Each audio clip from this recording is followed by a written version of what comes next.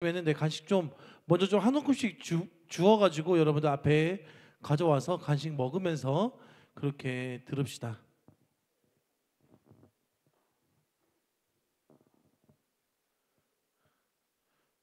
네, 여러분들도 편하게 이렇게 좀 들으시고 저도 카페인 좀 충전 좀 하면서 그렇게 하도록 하겠습니다. 네, 여러분들 반갑습니다. 여러분들 저는 뭐 소개할 필요 없잖아요, 그렇죠? 최명지 전도사입니다. 그래서 오늘 여러분과 함께 인생 설계라는 제목으로 짧게 한번 이야기를 나눠보려고 합니다. 아마 우리 그 강사님 하신 말씀하고 중복되는 내용들이 좀 많이 있고 연관되는 내용들이 좀 있어서 우리 청년 여러분들이 이해하기 조금은 더 쉽지 않을까 그런 생각을 해요. 특별히 전도사님이 그냥 전도사님의 인생 설계 이게 아니라 성경을 베이스로 할 겁니다. 근데 성경을 베이스로 하는데 어떤 걸 베이스로 할 거냐면 여러분들 앞에 성경책 혹시 있을까요? 네, 있으면 시편 1편만 한번 쳐봅시다. 시편 1편. 네. 시편 1편만 가지고 여러분들 함께 나눠보려고 합니다. 다른 데 찾을 필요 없이 그것만 펴놓으시면은 자유롭게 강의를 들어주시면 될 것 같아요. 여러분들 요즘 시대를 한마디로 좀 이렇게 표현하면은 무엇이라고 표현할 수 있을까요? 요즘 여러분들이 살고 있는 시대. 허무의 시대? 허무의 시대는 거의 전도사님 이전 시대인데 그때 당시에 막 버블 경제 막 이럴 때 허무의 시대라는 말을 많이 썼고 여러분들의 시대는 디지털 네이티브 시대라고 지금 학자들이 많이 이야기를 하고 있어요. 처음 들어보나요? 디지털 네이티브 세대라고 그렇게 이야기를 해요. 이게 무슨 이야기냐면 스마트폰이나 유튜브나 혹은 넷플릭스 그리고 인스타그램 이런 것들 이런 단어도 우리에게 너무 익숙한 단어죠. 그렇죠? 그런데 이 단어들이 뜻하는 게 뭐냐면 결국에는 콘텐츠입니다. 콘텐츠. 여러분들이 어떤 콘텐츠를 소비하는 데 익숙해져 있는지에 대해서 많은 사회학자들이 관심을 가지고 있고 또 그것들을 바라보면서 그렇게 여러분들을 평가를 내리고 있어요. 그런데 동시에 여러분들은 이 콘텐츠를 소비하는 사회의 청년들이 아니라 기독교인 청년들이거든요. 그러면 이런 디지털 문화 속에 이 세상의 그 문화 가운데에 너무나 익숙한 여러분들은 기독교 청년으로서의 그 기독교 신앙을 어떻게 생각하고 있냐라는 거죠. 아직 교회에 익숙하지 않은 이런 청년들은 내게 있으나 마나한 그런 콘텐츠가 교회의 그런 콘텐츠가 될 수도 있어요.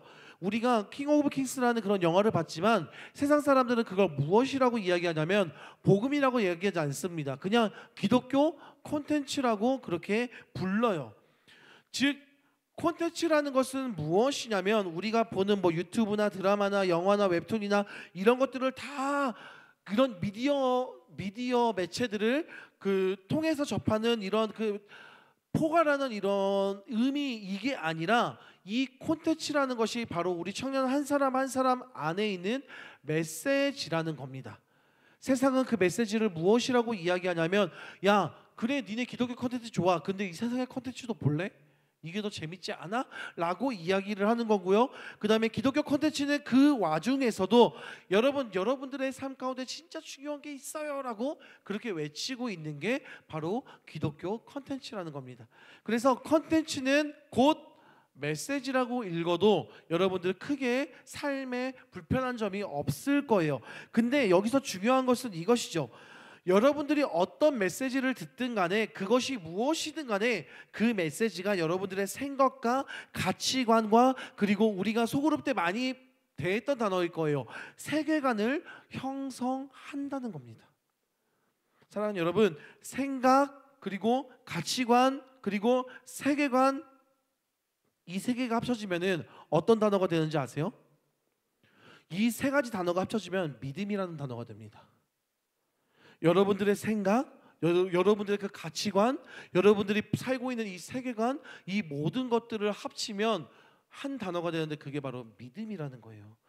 성경 로마서 10장 7절은 그러므로 믿음은 들음에서 나며라고 분명히 이야기를 하고 있습니다. 여러분들의 믿음은 그냥 뿅 하고 생기지 않아요. 갑자기 막 부모님이 여러분들에게 믿음을 믿음으로 키웠다고 해가지고 여러분들의 믿음이 갑자기 빵 하고 그렇게 생기지 않는다고요. 이 믿음이라는 것은 어떻게 생기냐면 계속해서 들으면서 생겨요. 근데 전도사님 그러면 세뇌랑 뭐가 다른가요? 다르더라고. 전도사님이 해보니까 달라요. 세뇌라는 것은 내가 알게 모르게 내 삶을 주관하는 그러한 것들이라면, 내 삶의 믿음이라는 이 교육이나 이 들음은 내가 원해서 듣게 되고 그것들을 택해서 살아가게 하는 것들이거든요. 그래서 여러분들의 삶 가운데에서는 어떠한 믿음을 가지고 살고 계십니까? 여러분들의 인생이 앞으로 이제 20대인 여러분들, 30대인 청년들이 있는데, 네, 다 20대로 칩시다. 마음만은 20대니까. 자, 20대인 청년들, 그 청년들에게 정말 필요한 행복한 인생의 계획이란 무엇일까요? 그것들에 대해서 한번 이야기해 보려고 합니다. 여러분들이 이 이야기를 설교 시간에는 하기 좀 어려워요. 그 말씀이랑은 조금 거리가 있는 그러한 내용들이기 때문에 강의 시간이 한 자리가 비어 있길래 전사님이 이거 나 하고 싶습니다라고 이제 임원들한테 이야기를 해서 간신히 한 타임을 얻은 겁니다. 이 한 시간 동안에 한번 전사님이 하고 싶었던 그 이야기들을 잠깐 한번 나눠보고자 합니다. 우리가 생각하는 행복의 그림이란 어떤 것들인가요, 여러분들? 전도사님이 생각하는 행복의 그림이란 이거였어요. 전도사님이 차 튜닝하는 걸 굉장히 좋아했습니다. 그래서 전도사님이 옛날에 우리 교회 오기 전에 그 고속도로에 돌다가 빗길에서 막 빙글빙글 돌아가지고 부서진 차, 그 차 아마 뒤에 마우라 막 4개씩 달려있고 그 버튼 딱 올라가면 빠바바바바 하면서 막 소리 나고 막 이런 차들이었거든요. 그런 것들을 굉장히 좋아하는 사람이었어요. 그러니까 굉장히 그 비싼 차들 이런 것들을 끌고 다니면서 전도사님 지금 강도사님이랑 같이 이제 하는 그 교회 직전에 나와가지고 전도사님 연구소에 있을 때 열심히 돈을 벌고 그 주식으로 망하기도 했지만 그래도 좀 돈을 번 그 상태에서 처음 하고 싶었던 게 뚜껑 열리는 스포츠카를 사는 거였어요. 이걸 살까 말까로 굉장히 고민을 많이 했거든. 전도사님의 그 인생의 그림은 그런 거였습니다. 멋있는 차를 타고 신나게 달리는 것, 그런 것들을 되게 인생의 우선, 행복한 내 인생의 모습으로 그렸어요. 여러분들의 행복한 인생의 모습은 어떤 건지 모르겠습니다. 전도사님이 생각했던 행복한 인생의 모습은 그런 거였거든요. 근데 우리가 매주 교회에 나와서 배우는 이 성경 말씀 있죠. 그 말씀과 우리가 꿈꾸는 이 행복한 인생과는 과연 어떤 연결이 있을까요? 전도사님이 행복한 그 인생, 멋진 스포츠카를 타고 고속도로를 쭉 달려나가는 그 내가 꿈꿨던 그 인생과 여러분들이 꿈꾸는, 아니 이곳에서 교회라는 곳에서 나와서 메시지를 들으면서 알게 되는 그 행복한 인생은 어떤 관계가 있냐라는 겁니다. 이것들을 잘 정립해야지 기독교라는 종교가 우리에게 진짜 행복이 될 수 있구나, 기독교라는 이 종교가 내 삶의 진짜 행복이구나 라는 그러한 확신이 있게 될 거예요. 성경은 이렇게 이야기하죠. 오직 하나님의 말씀만이 인생을 행복하게 한다라고 이야기를 합니다. 너무 뻔한 얘기예요. 그렇죠? 하나님의 말씀만이 우리를 행복하게 하는 것. 그리고 오늘 우리가 살펴볼 시편 1편 말씀에도 1편에 명확하게 이렇게 이야기를 하고 있거든요. 여러분 한번 볼까요? 복 있는 사람은 악인들의 꾀를 따르지 아니하며 죄인들의 길에 서지 아니하며 오만한 자리에 앉지 아니하고 오직 여호와의 율법을 즐거워하며 뭐래요? 그의 율법을 주야로 묵상하는도다 라고 이야기를 합니다. 이게 복 있는 사람이다라는 거예요. 근데 여기서 복 있는이라는 이 단어가 중요합니다. 이 복 있는이라는 것이 로또나 아니면 복권을 긁었을 때 나오는 그런 운 좋음을 이야기하는 것이 아니에요. 여기서 복 있는이라는 그 원어의 의미는 무엇이냐면 행복한, 아름다운, 올바른, 바른, 이러한 이야기가 바로 이 복 있는이라는 뜻이에요. 그러면은 이 성경이 말하는 행복한 사람, 복 있는 사람, 뭔가 이제 그 마음이 따뜻한 사람, 원하는 것들을 모두 이루는 사람, 그 사람은 어떤 사람일까? 그리고 그 사람의 삶은 하나님의 말씀과 어떤 관련이 있길래 오늘 전도사님이 인생 설계라는 뭔가 거창한 제목으로 짧진 않죠. 네, 그렇게 이야기를 하고 싶을까라고 라는 질문을 가지고 한번 여러분과 이야기를 나눠보고자 합니다. 오늘 여러분들이 보는 그 시편 1편은요 3가지로 나눌 수가 있습니다. 이 3가지로 나누는데 전도사님은 이걸 이렇게 표현하고 싶습니다. 출발, 그리고 과정, 그리고 결말. 우리의 인생에는 출발이 있죠. 아까 우리 강사님이 말씀하셨죠. 20살이냐면 뭐 해야 되는 날이라고 했어요? 자립해야 되는 날이라고 했죠. 자립이라는 의미가 뭐예요? 출발이라는 겁니다. 이제 여러분들 혜연이 친구랑 우리 다니엘이 어디 있지? 다니엘 그리고 주아, 여러분들 그 나이 때 20살은 자립하는 나이에요. 출발하는 나이에요. 그래서 전도사님이 몇몇 친구들한테는 계속 이렇게 이야기를 했을 겁니다. 20살 나이 때 해야 되는 질문들, 20살 나이 때 해야 되는 고민들, 그것들을 해야 된다고. 중고등부 교사인 우리 청년들은 많이 들어봤을 거예요. 중고등부 시절에 들어야 되는 그것들이 있다고. 그때에만은 그것들이 분명하게 있는 거거든요. 그게 뭐냐면 출발선이라는 거예요. 오늘 말씀해 보니까 그 출발이 나오고요. 그리고 중간에 보면은 그 과정이 나오고요. 그리고 결말이 나옵니다. 그걸 진짜 명확하게 보여주는 게 시편 1편 말씀이에요. 그래서 오늘 특강을 통해 진짜 참된 행복, 그게 무엇인지 시작과 중간과 결말, 그것들을 한번 알아보면서 하나님의 말씀이 진짜 우리를 행복하게 살게 할 수 있구나 라는 그러한 것들을 발견하는 그러한 시간 될 수 있기를 간절히 축복합니다. 자, 이제 먼저 출발합니다.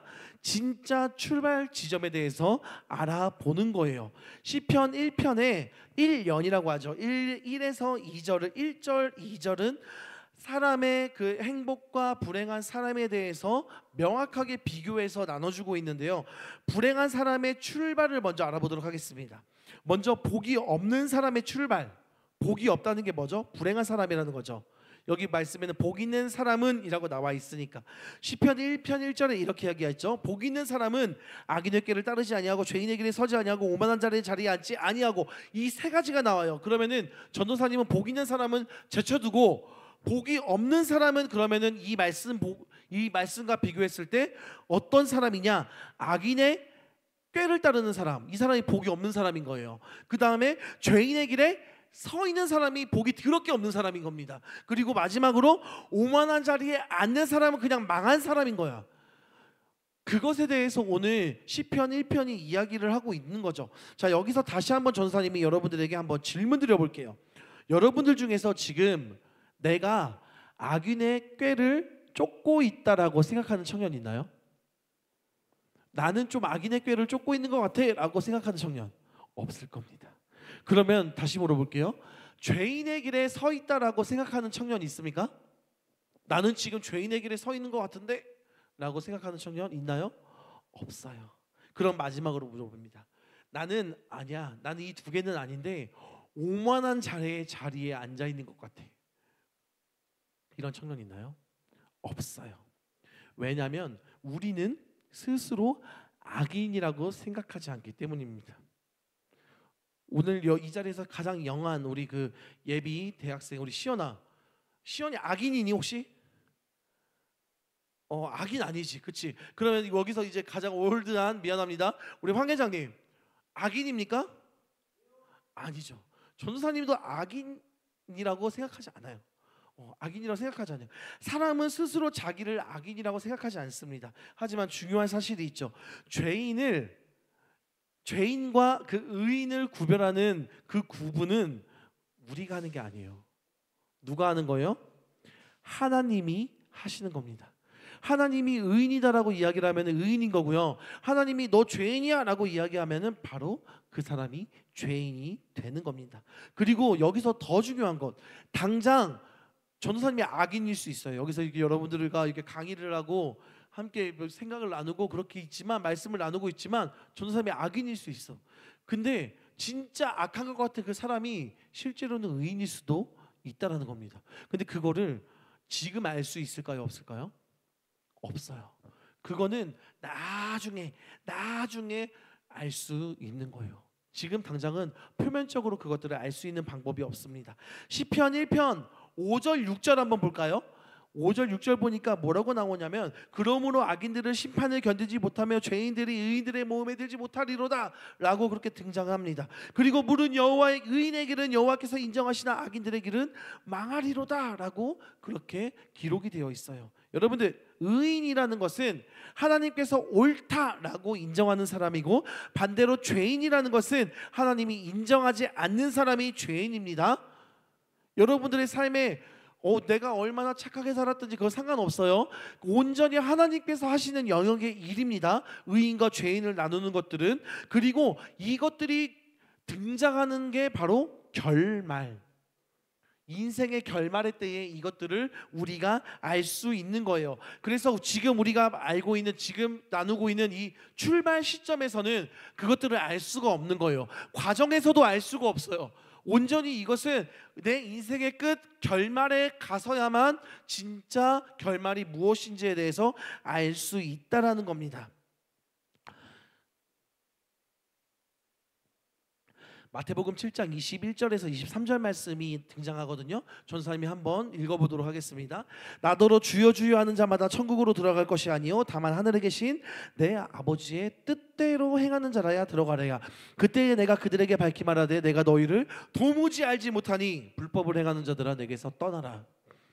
예수님께서 하신 말씀입니다. 여러분들 시편 1편 1절을 내 기준으로 생각해서 나와 상관없는 말씀으로 읽는 것은 오늘 이 전체 강의를 잘못 이해를 하고 그리고 잘못 시작을 하고 있는 것과 같아요.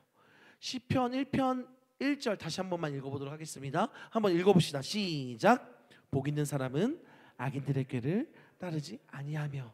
사랑은 거기까지만 갑시다. 여러분, 누가 악인이고 누가 죄인인가에 대해서 오늘 1편 1절의 이야기를 하고 있거든요. 근데 여기서 동사에 유의해서 한번 전도사님 따라서 한번 가볼게요. 복 있는 사람은 악인들의 꾀를 따르지 아니하며.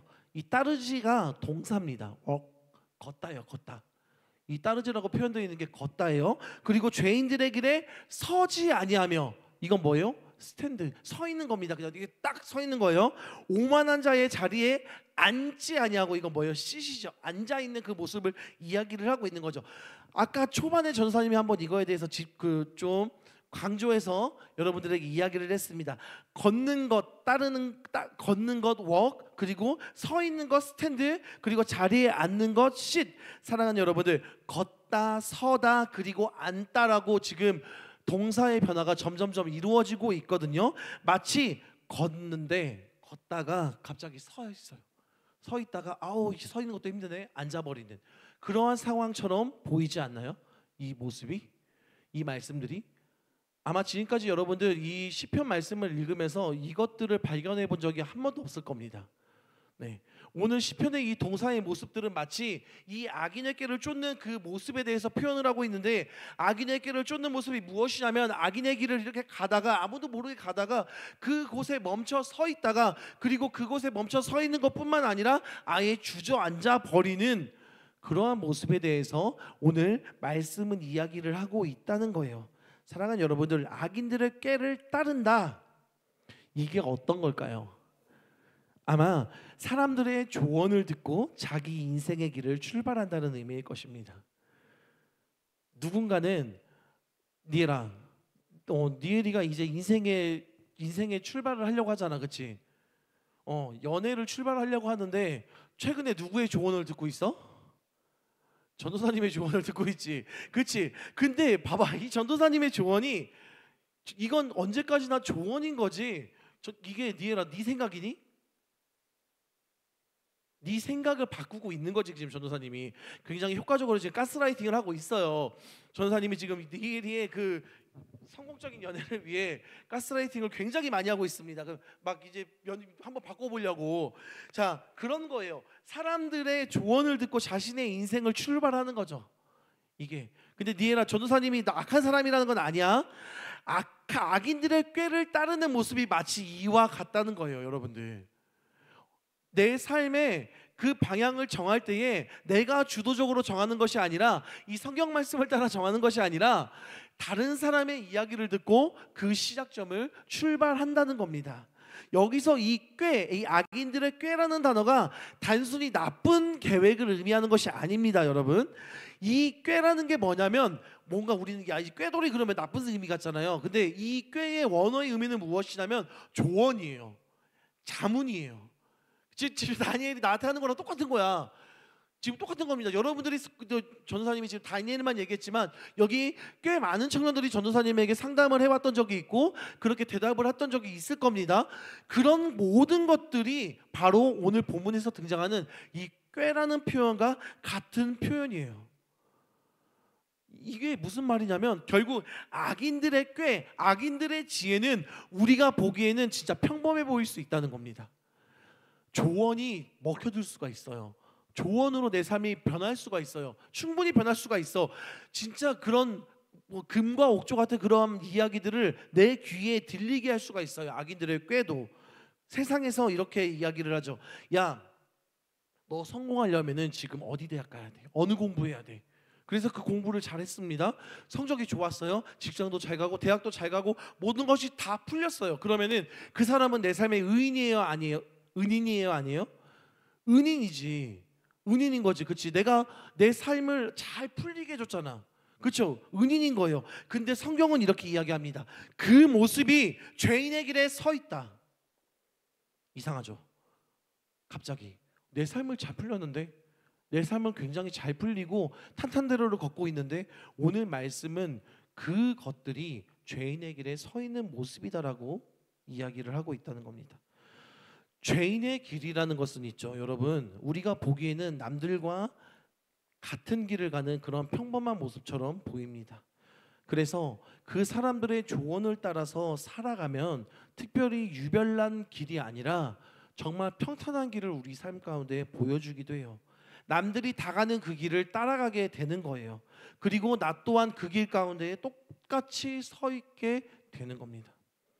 여러분, 누구의 조언을 듣고 출발하느냐에 따라서 말씀을 듣고 그 말씀의 조언을 따라 살아가는 사람은 말씀의 조언을 받은 사람들끼리 있는 그 자리에 서 있는 거고, 세상의 조언을 따라 살아가는 그 사람은 아무렇지도 않게 세상 사람들 거의 대다수의 사람들이 걸어나가는 그 세상의 자리에 서 있게 된다라는 겁니다. 그래서 오늘 말씀에 이렇게 표현을 하죠. 오만한 자들의 자리에 앉는다. 결국 자신도 다른 사람들처럼 조언하는 자리에 앉게 된다는 겁니다. 여러분, 여러분들이 말씀으로 살아가는 청년들이라면 말씀의 자리에 앉아서 말씀으로 조언할 수 있게 되는 거고요. 여러분들의 그 세상을 따라서 살아가는 그 자리에 서 있다면 그 세상의 자리에 앉아서 여러분들의 입술에서는 말씀이 나갈 수가 없는 거예요. 세상의 조언이 나갈 수밖에 없는 겁니다. 그래서 오늘 말씀에 계속 이렇게 이야기를 하죠. 오만한 자는 이라고 표현을 하고, 그리고 또 무엇이라고 이야기합니까? 오만한 자부터 짚고 넘어갑시다. 자, 오만한 자는 이라고 이야기를 하는데, 이 오만한 자가 무엇이냐면 조소하거나 참견하는 사람을 이야기를 합니다. 즉 사람들의 조언을 따라서 자기의 인생을 출발했던 사람이 남의 가는 길을 바라보면서, 야, 신앙의 길을 가는 우리 시연이나 우리 다니엘이나 우리 황 회장이나 우리 혜연이나 우리 뒤에는 우리 청년들의 그 모습을 보고 이렇게 이야기를 한다는 거예요. 오만한 자들이 조소하고 놀리고, 야, 너 그 길 가면 망해 라고 그렇게 이야기를 하고 있다는 겁니다. 왜냐하면 그 사람들은 남들이 가는 그 똑같은 그 세상의 길에 가서 그 길에 서 있고 그 자리에 앉아 있는 사람이거든요. 그 사람이 보기에 나와는 다른 길을 가는 여러분들의 삶을 보고 무엇이라고 이야기하냐면, 야, 네 인생 큰일 났어. 야, 네 인생 끝났어. 망했어. 라고 그렇게 이야기를 한다는 거예요. 사랑하는 여러분, 출발점이 다르다는 것이 이렇게 다릅니다. 어떤 출발점을 가지고 어떤 조언으로 시작을 하냐, 여러분들의 인생을 시작하냐가 그렇게 다른 결과를 낳게 되는 겁니다. 그런데 이 사람들의 조언이 무조건 나쁘지는 않아요. 무조건 나쁜 그러한 조언들은 아닙니다. 근데 문제가 있는 거죠. 그 사람들의 조언이 내 삶을 바른 길로 가게 할 수도 있습니다. 여러분들이 사람들의 대부분이 여기 이렇게 있어요. 근데 믿음의 길이 이쪽 길이야. 근데 여러분들이 뒤쪽 길 가고 있어. 전혀 다른 길을 가고 있는 거예요. 그래서 이 사람들이, 야, 거기 아니야. 다시 출발점으로 빨리 와. 너 이쪽으로 돌아가야 돼 라고 하면은 바로 알려준 거죠. 그렇죠? 근데 그 사람이 다시 앞에 있는 믿음의 길을 알려주는 게 아니라 자기가 왔던 자기의 길을 알려준다는 겁니다. 여러분들 왜 이런 일들이 일어날까요? 그 사람들은 끝을 가본 적이 없기 때문이에요. 자기가 선택했던 그 가운데 여기 믿음의 길, 여기 자기가 서 있는 길, 여기 자기보다 못한 길, 이런 길들이 있다면 세상에 조언하는 그 사람들은 그 인생을 여러분들에게 조언을 해줄 때에 무엇이라고 이야기하냐면 내가 있는 자리만큼밖에 설명을 할 수가 없어요. 그 이상 나가는 그 방법을 여러분들에게 이야기해 줄 수가 없다고요. 근데 우리의 말씀은 그렇지 않다라는 겁니다. 그 끝이 기록되어 있다라는 거예요. 사랑하는 여러분, 우리의 행복한 인생의 출발은 어디에서 출발을 해야 되겠습니까? 누구도 끝을 가보지 못한 그 세상의 소리에 귀 기울이는 그 길을 가는 그 사람의 조언을 들어야 할까요? 아니면은 그 끝을 이미 기록해 있는 말씀의 길을 따라가는 게 성공의 길일까요? 때로는 세상이 어리석다고 얘기할지 몰라도 그 끝이 분명하게 기록되어 있는 그 길을 가는 게 진짜 지혜롭고 현명한 사람들일 것입니다. 그래서 시편 1편 2절 말씀은 이렇게 이야기를 하죠. 오직 여호와의 율법을 즐거워하고 그의 율법을 주야로 묵상하는도다라고 그렇게 기록이 되어 있는 거예요. 복 있는 사람의 두 가지 특징이 이것이라는 겁니다. 여호와의 율법을 즐거워하고 내가 말씀을 읽으니까 너무 신나고 그리고 그 말씀을 주야로 묵상하는 것, 그것이 바로 그 복 있는 사람의 특징이라는 겁니다. 오늘 오전에 강사 목사님이 그 말씀하셨잖아요. 성경 말씀 많이 읽었다 이렇게 이야기를 하시면서 그게 무엇이냐면 여호와의 율법을 즐거워하는 모습인 거예요. 그 율법을 주야로 묵상하는 겁니다. 하나님의 말씀이 즐겁게 여겨지는 사람, 그 사람이 바로 복된 사람이라는 겁니다. 사랑하는 여러분, 여러분들 말씀이 즐겁나요? 미안한데 전도사님은 그 엄청 많이 즐겁진 않아요. 네, 물론 이제 여러분 전도사님 말씀이 있다가 막 울기도 하고 그렇게 하지만 이게 있는 게 뭐 마냥 즐겁진 않아요. 이게 말씀이 어렵기도 하고 아까 그 우리 목사님 이야기했던 것처럼 전도사님 읽을 때 그냥 여러분들 쭉쭉쭉 읽는 게 아니라 전문 프로그램 켜놓고서 파싱을 하면서 읽거든요. 이게 그래 주어 동사 목적어인데 이게 어떨 때 어떻게 쓰여져 있고 이건 어떨 때 쓰이고 그래 이건 이렇다. 그러니까 맨날 볼 때마다 새롭지. 저는 그 나이 드신 그 노 목사님의 그 소리가 너무 공감이 돼. 내가 성경을 100번 읽으면 뭐해? 그 100번 그 파싱을 기억을 못 하는데. 그러니까 그렇게 읽으면은 매번 말씀이 새로운 거예요. 새로운 것들이 날마다 내 삶을 채우는 거예요. 그리고 겉다리로 또 넘어가네. 시간이 절반밖에 안 남았는데. 자, 하나님의 말씀만이 이렇게 내 삶을 즐겁게 할 수 있는 그 말씀의 즐거움, 하나님의 말씀, 이것이 여러분들이 그 세상 가운데 살다가 세상 가운데에서 출발해서 세상 가운데 서 있다가 몇몇 친구들은 여기서 앉아 있는 그러한 상태인데 그 하나님의 말씀만이 우리를 여기서 딱 인형 뽑기처럼 딱 꺼내가지고 다시 막 옮겨서 앞으로 가서 믿음의 길에 서 있을 수 있게 하는 그 방법이라는 겁니다.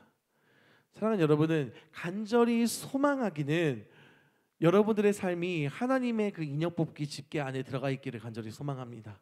그래서 여러분들의 삶이 다른 길로 갈 때라도 우리 하나님께 돌아와서 주님 도와주세요 라고 말하는 그 순간 코인이 들어오는 거예요. 여러분들 주님 도와주세요라는 그 하는 순간, 여러분들 기도하는 그 순간 여러분들 1,000원짜리 지폐가 그 기계 가운데 들어가는 거라니까. 그래서 그 하나님의 집게가 움직이기 시작하는 겁니다. 그래서 다른 길에 있는 여러분들을 집어서 하나님이 원하시는 그 길로 쓱 이동하는 거예요. 그 이동하는 그 길을 오늘 본문에서 무엇이라고 표현하냐면 묵상함이라고 표현을 하고 있는 겁니다. 여러분들 그 묵상하다라는 그 뜻이 무엇이냐면 여러분들 묵상하다라고 하면은 무엇이라고 생각합니까? 묵상하다. 그냥 조용히 생각하는 것? 그렇게 생각하잖아요. 묵상이라는 그 단어를.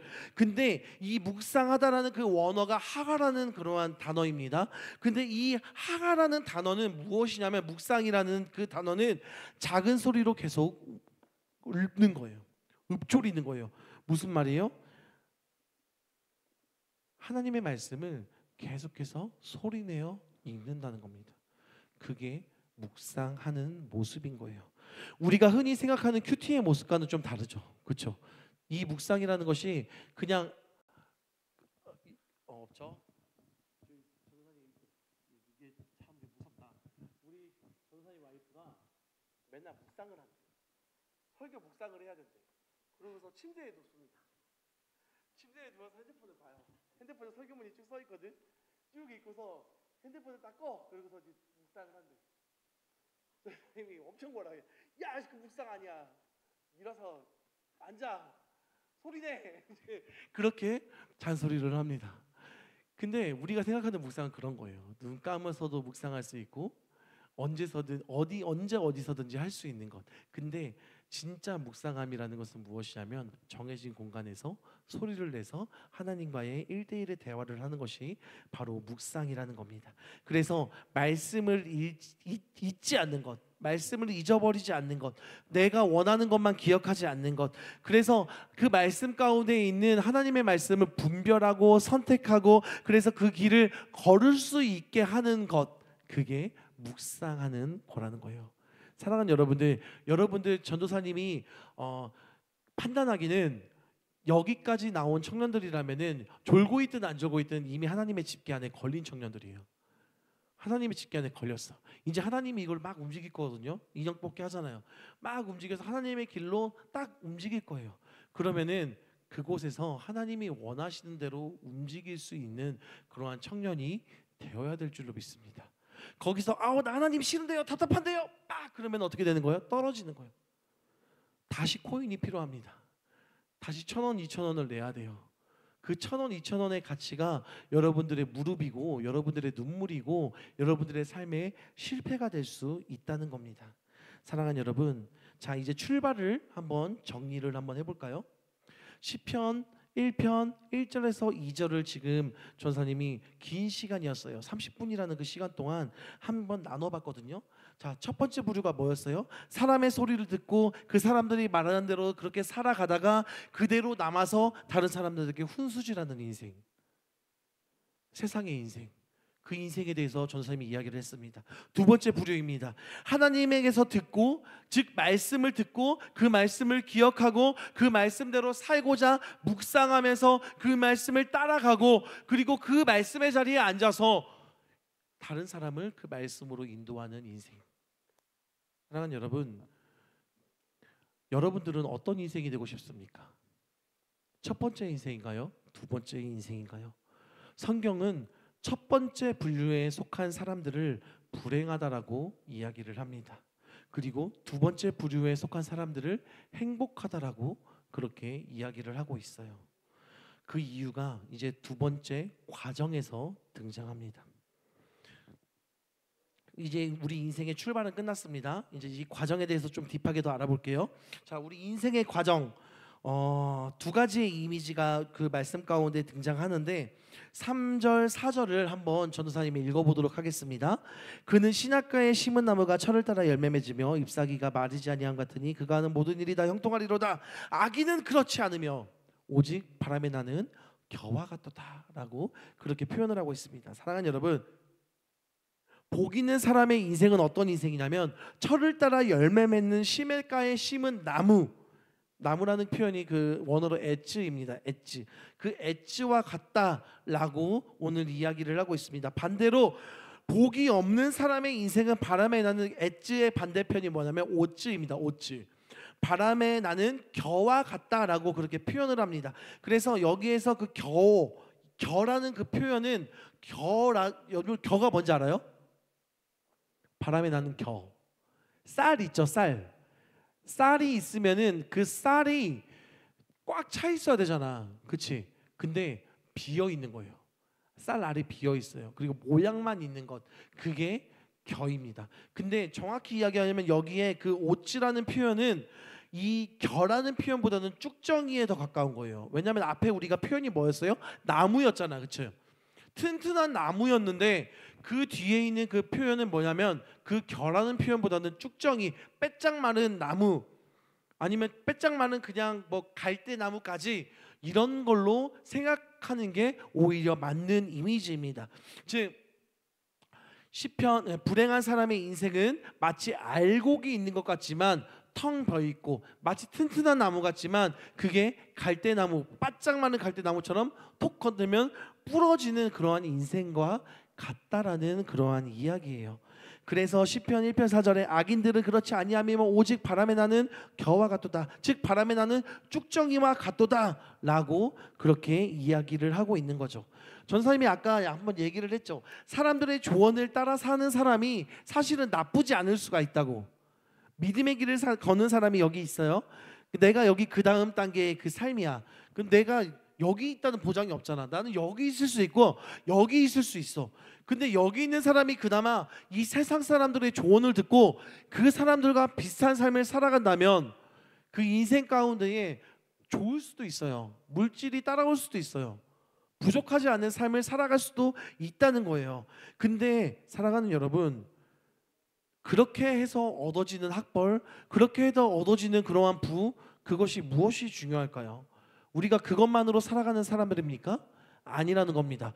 우리가 하나님의 백성으로, 천국의 백성으로 살아간다는 것은 무엇이냐면, 물질과 소유가 많다고 내가 천국에 들어갈 수 있는 것도 아니고, 내가 다른 사람들보다 위치가 좀 높다고 그렇게 천국에 들어갈 수 있는 것이 아니고, 우리는 하나님의 말씀을 따라가야지만이 그렇게 살아갈 수 있는 그러한 사람들이기 때문에, 우리의 모든 가치는 거기에 있기 때문에, 한 영혼을 살리는 것, 나는 지금 여기 지금 하나님과 동행하는 그 자리에 와 있는데 뒤를 살짝 돌아보니까 나보다 못한 친구들이 너무나 많네.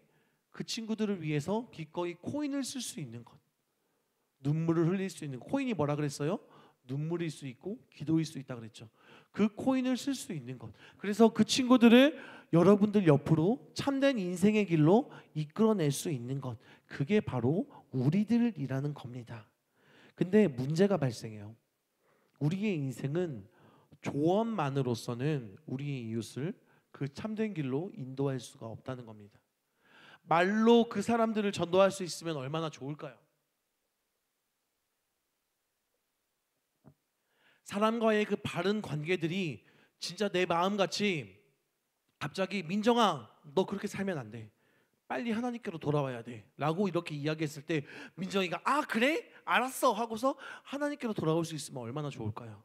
근데 그렇지 않다라는 거예요. 그 사람을 위해서는 수많은 코인이 필요합니다. 수많은 눈물이 필요합니다. 수많은 헌신이 필요합니다.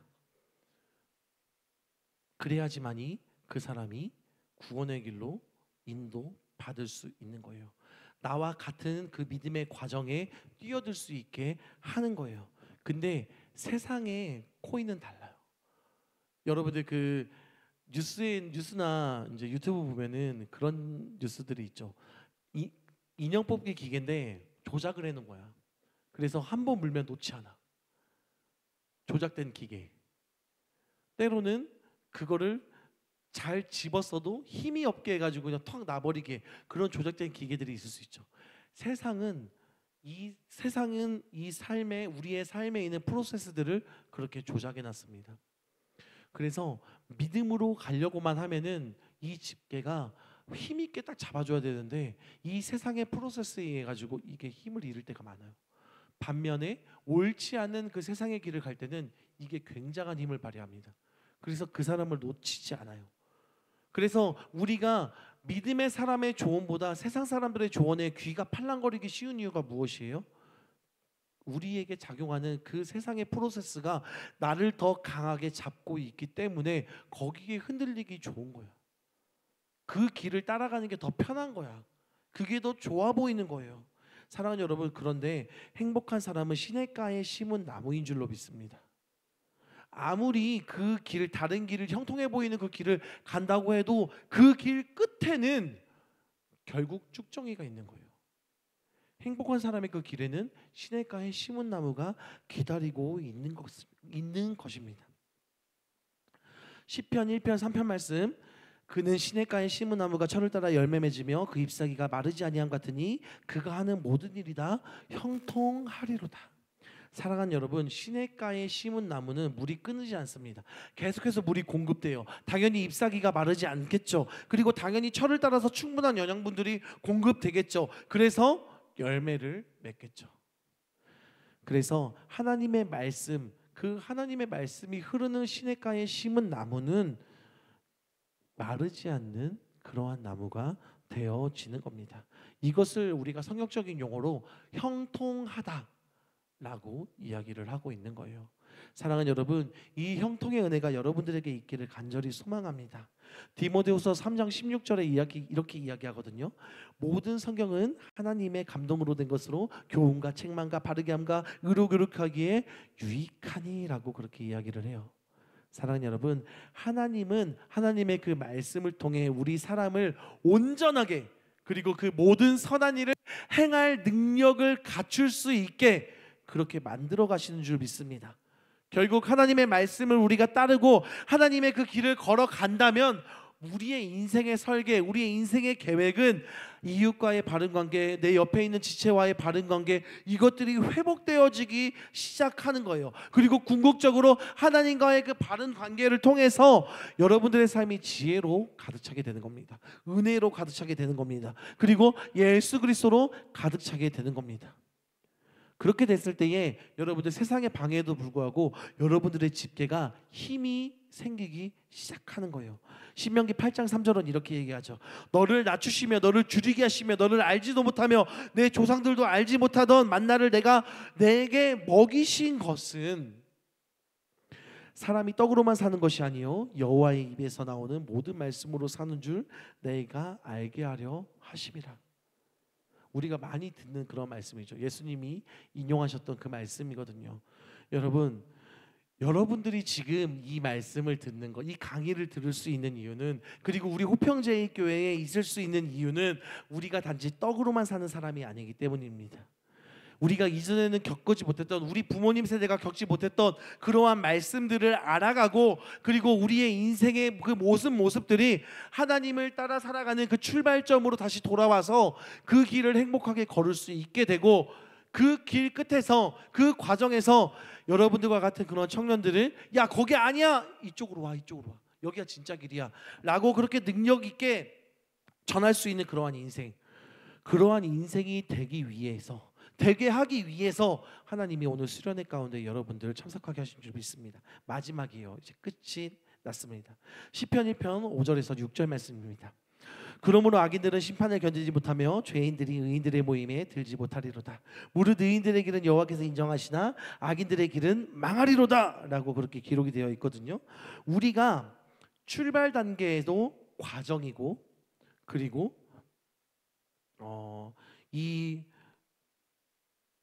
이렇게 표현하면 안 되겠다. 우리가 그 출발 단계, 그리고 이 과정의 단계, 이 모든 것에서 하나님이 인정하시는 의인으로 살아가야 되지만, 아까 이야기했죠. 처음에 우리가 그 출발 단계에서, 그리고 이 걸어가는 그 과정의 단계에서는 누가 의인이고 누가 악인인지 알 수 있다 없다?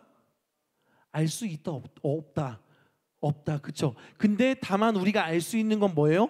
내 스스로 나는 믿음의 자리에 앉아 있는지 알 수 있다 없다? 그건 있다. 어떻게 알 수 있어요? 세상이 나를 꽉 쥐고 있는지 안 쥐고 있는지 누가 가장 잘 알아? 거기에 주인받고 있는 내가 가장 잘하는 거예요. 여러분들, 자, 이걸 생각하고 한번 봅시다. 그래서 인생의 그 결말의 단계에 이르면 누가 하나님이 인정하시는 의인이었고 누가 하나님이 미워하시는 악인이었는지 드러나게 되는데요. 하나님의 말씀을 따라 자기의 인생을 출발하는 사람, 하나님의 말씀을 따라 자기의 인생, 이 라인, 믿음의 길을 출발하는 사람이 복이 있는 사람인 이 결정적인 이유는 이 마지막 때에 가서 뭐가 있기 때문이에요? 끝이 아니야. 그 물가에 시냇가에 심긴 그 나무처럼 풍성함으로 끝나는 게 아니고, 이 마른 걸로 끝나는 게 아니라 이 끝에 심판이 있기 때문입니다. 그래서 중요한 거예요. 여러분들의 인생의 설계를 어떻게 해야 되는지가. 여러분, 성경은 이렇게 이야기를 하죠. 도리어 한 번 죽은 뒤에는 심판이 있다. 그리고 의인도 악인도 그곳에서 영원히 살게 된다라고 이야기하는 게 오늘 성경 여러분들 들고 있는 성경 말씀의 핵심입니다. 믿음의 길을 걸어가요. 여러분들이 그 가운데에 힘든 일이 있을 수 있죠. 다른 사람들도 끌어서 그 믿음의 길을 함께 걸어갈 수 있어요. 세상의 길을 걸어가요. 여러분들이 세상의 길에 걸어가면서 내가 세상의 길에 이게 되게 형통한 길이었다면 내 아는 사람들을 그 형통한 길로 이끌고 나올 수 있어요. 우리는 세상의 길을 걸어가는 사람과 믿음의 길을 걸어가는 사람을 구별할 수 없습니다. 외적으로는 구별할 수 없어요. 근데 걸어가는 사람은 분명하게 알아. 나는 하나님께 좀 덜 잡혔는데, 나는 하나님께 꽉 잡혔는데, 이 길을 알면서 걸어가는 겁니다, 여러분들. 지금 여러분 전도사님이 이야기하면서 여러분들에게 질문하고 있는 거예요. 여러분들의 삶은 어떤 삶이냐고. 여러분들은 과연 하나님께 꽉 잡혀가지고 살아갑니까? 아니면 좀 헐렁하게 잡혀가지고 살아갑니까? 그리고 그 길을 계속 걸어갈 거예요. 끝에 왔어요. 하나님께서 심판하신다고요. 사람들의 조언을 따라 자기 인생을 설계했던 사람들은 결국 하나님의 심판을 받을 것이고, 하나님의 말씀을 조언 삼아 그 길을 걷던 사람들은 결국 하나님의 칭찬을 받을 겁니다. 사랑하는 여러분, 이 두 가지 결말 중에 뭐가 중요한 인생일까요? 당연히 하나님께 칭찬받는 인생이 중요한 결말이겠죠. 그렇죠? 그러면 우리는 과연 어떻게 해야 되겠냐라는 겁니다. 나는 오늘 무엇을 듣고 있고 무엇을 기준으로 삼고 있고 내 인생을 출발하고 있는지 한번 살펴봐달라는 거예요. 오늘 전도사님이 이거 결론을 내버리면은 왠지 오늘 강사 목사님 결론하고 중복될 것 같아가지고 결론은 피할게요. 질문만 하고 넘어가도록 하겠습니다. 여러분들은 과연 어느 출발의 위치에 서 있습니까? 한번 점검해 보시기를 간절히 소망합니다. 하나님의 말씀인지 세상의 조언인지 그것들을 한번 살펴보시기 바래요. 그리고 무엇이 진짜 행복의 본질인지를 살펴봤으면 좋겠습니다. 행복은 물질순이 아니에요. 행복은 소유가 많다고 행복한 게 아니에요. 오직 하나님으로 인해 행복할 수 있고요. 머리 대신 예수, 머리 대신 그 예수로 인해 지체가 행복할 수 있는 겁니다. 이것은 우리와 이웃, 우리의 공동체 이런 곳에서 바른 관계가 이루어질 때 그 행복이 이루어질 수 있는 거예요. 마지막으로 이 세상이 전부가 아니라는 사실. 여러분들이 출발하고 있는 여러분들의 때 20대의 그 출발선에 있는 그때가 전부가 아니에요. 여러분들 삶 가운데 내 인생 조졌다 라고 생각하는 그러한 일들이 있을 수가 있어. 근데 하나님의 관점에서 보면, 그리고 전도사님 같이 인생의 선배의 입장에서 보면 여러분들 겨우 요만큼 나온 거예요. 출발선에서 20대는. 전도사님이 30대 후반이 40이잖아요. 그러면 한 요만큼 나왔다고 볼 것 같아요. 그리고 전도사님을 가르쳤던 그 선생님들, 인생의 선배들, 그 선배들의 이야기를 들어보면 앞으로만 요만큼 보이면은 좀 조언을 할 수 있대. 조언을 할 수 있을 만큼 그 정도 좀 성숙이 된다는 거예요. 그리고 거기서 몇 걸음 더 나가면 주를 만나게 되는 거죠. 우리 인생이 이렇게 짧습니다. 여러분들, 죽음 뒤에는 심판이 있고 또한 심판만 있는 게 아니죠. 영생이 있는 거예요. 여러분들의 인생을 정말 행복한 인생이 되게 하기 위해서 항상 말씀의 길을 선택하고 하나님의 그 자리로 돌아갈 수 있는 여러분들 될 수 있기를 간절히 소망합니다. 아멘. 기도하겠습니다. 하나님 감사합니다. 하나님, 부족한 강의로 하나님의 말씀을 잠시 요약했습니다. 잠시 정리했습니다. 하나님의 말씀이 우리 인생을 어떻게 끌고 가는지, 하나님의 말씀이 내 인생을 어떻게 설계하시고 계신지